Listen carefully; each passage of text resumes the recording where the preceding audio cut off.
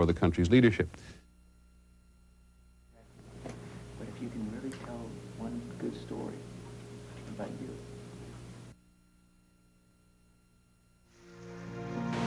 So to speak. Feet forward. So to speak.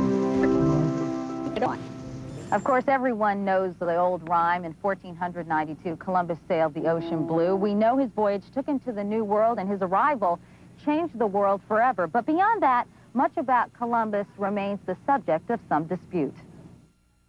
During the celebration of the 500th anniversary of Columbus's discovery of the Americas, the only satellite feed I found with a Native American guest was this feed to a local morning talk show.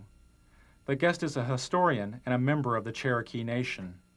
You said he presided over death of 250,000 people. No, that wasn't at his own hand. That was others who followed him and disease and that sort of thing. No, he couldn't control. I'm talking about like his first 2 years here, 250,000. It's pretty well documented. He took his interpreters, he took his guides as slaves. He chopped off the hands of anyone over 14, any male over 14 who couldn't bring him gold. He took women as sex slaves for his men. Dr. Mattei, I want to thank you very much for coming by. Thanks for spending some time with us this morning on the Good Morning Show. You're welcome. That was brief. Okay. Hopefully painless, sir. The painful lessons of Columbus's past were never mentioned as the networks debated his legacy. Interesting debate. I'm not sure we settled it this morning, but we appreciate trying. That's true. Thank you both. Thank you. And we'll be back with more of our special edition of Today on Governor's Island right after this.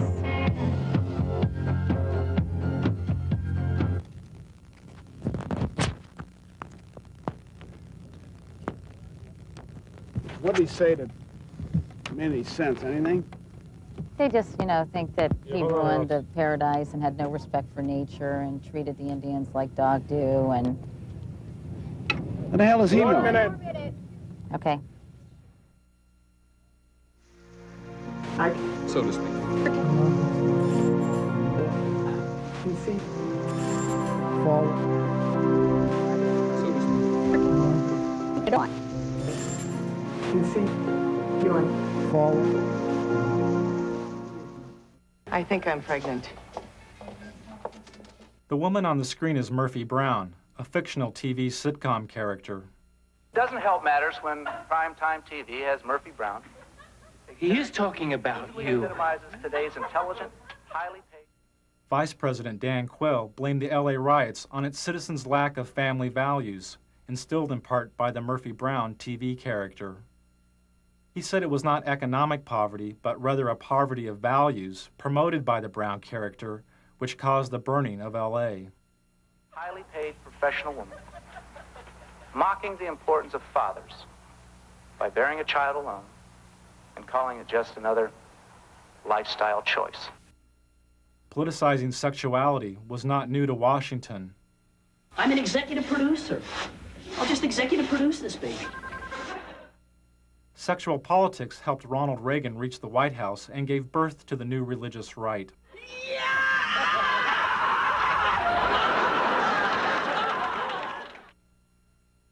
After the Republicans lost the presidency to Jimmy Carter, some conservatives theorized if the Republican Party would oppose abortion, they could split the strong Catholic voting bloc of the Democrats and elect a Reagan and Bush ticket to the White House.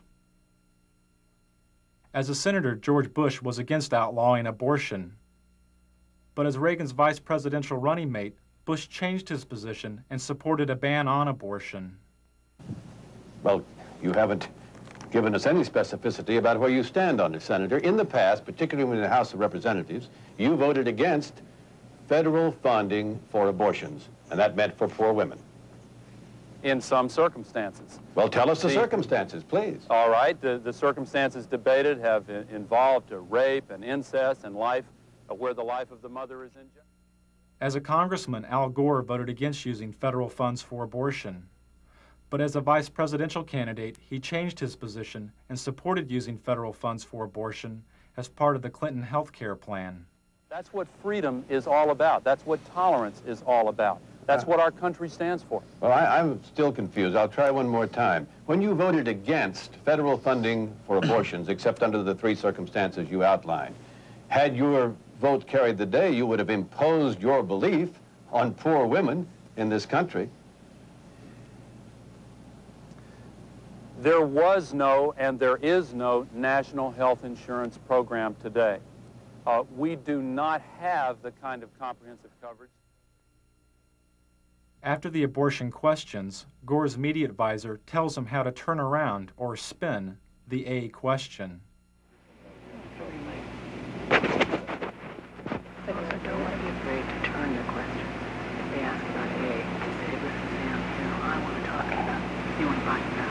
I want to talk today about and then direction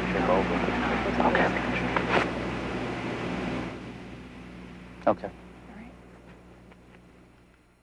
And the president of the Christian Broadcasting Network, Mr. Pat Robertson.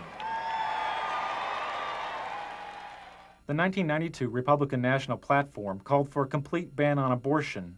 Nearly 30% of the platform committee was controlled by the Christian Coalition and its president, Pat Robertson.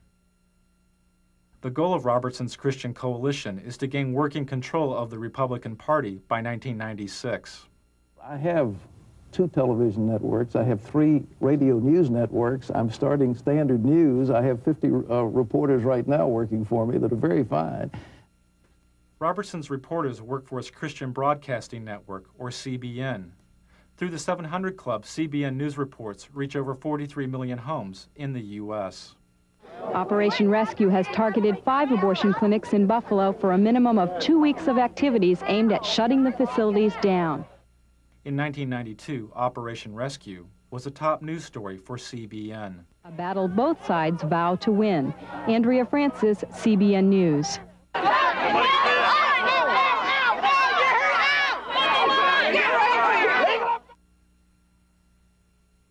On the first day of the Republican National Convention, Operation Rescue broke through this line of clinic defenders and blockaded an abortion clinic near the convention site.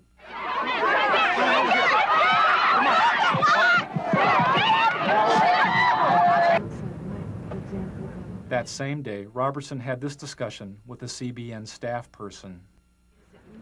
I have sent word to keep that Operation Rescue. I don't want one word on this program this week about Operation Rescue. Well, we're not. We're not. I don't want to cover it. I don't want to talk about it. And I want you to work.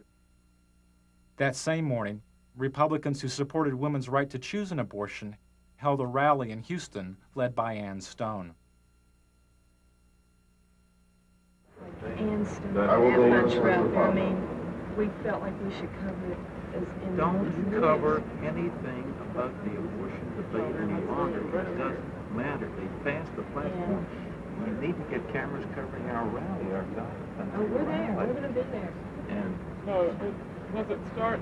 And then you need cameras it's crunch shooting time for President George Bush. Or me sitting in the Vice President's box. Various things. You can have the president's box? Both. Both. Okay. 5 minutes before. But I believe in objective news. I believe in balanced news. I don't want to slant the news. I just want to tell it like it is. How many camera crews do we have? We have 2 here. You get 2 reporters, and you stick those cameras in the face of anybody you want to, and start asking questions. Hey, you Luke, want to ask them tough questions, ask them let them know right now we haven't seen you. I mean, get out there. Don't even say who you're from. If he doesn't show, then we'll just go from the What do you think is the president of Texas? You think this thing in person, there might be a military gimmick? You think that's election? I mean, and then Pat will discuss with them you know what I'm saying? I mean, and the camera right in their face. Senator, go up and ask you a question. Boom. We'll do it. We'll do it. If they want to play hardball, we play hardball. I'm not sure at that point it's going to make a whole lot. Televangelists play some of their hardest ball at the expense of the gay community by using the AIDS crisis. 52-796. It was the squeaker